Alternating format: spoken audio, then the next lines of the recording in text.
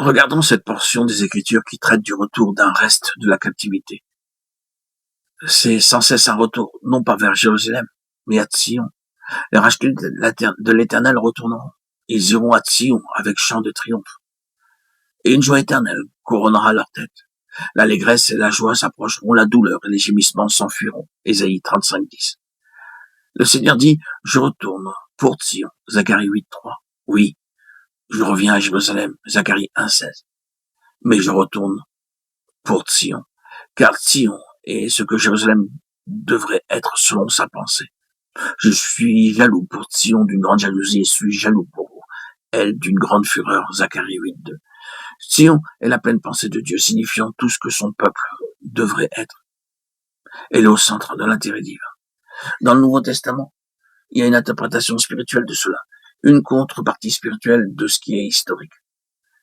Mais vous êtes venus à la montagne de Sion et à la cité du Dieu vivant, la Jérusalem céleste. Hébreux 12:22. Vous êtes venus, et non pas ils viennent. Ils sont en route pour Sion, quoique cela puisse signifier quand vous chantez.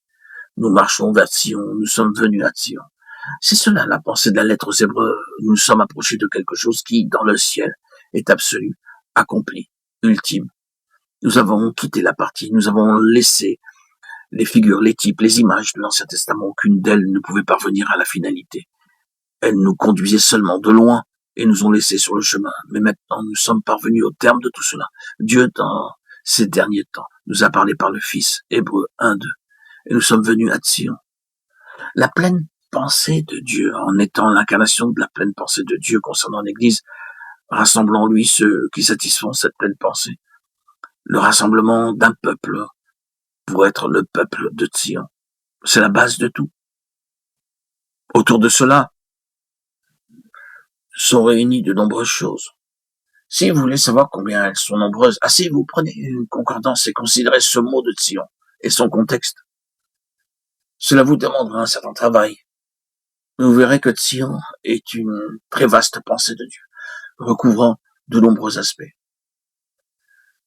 Nous en venons à présent à l'un des principaux aspects en relation avec le désir de Dieu, et que nous voyons dans le psaume 122.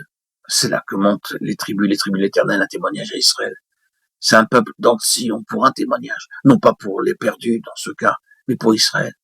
Il ira au-delà d'Israël pour les perdus. C'est la méthode de Dieu de partir du centre vers la circonférence pour aller au-delà de Sion pour Israël et jusqu'aux nations.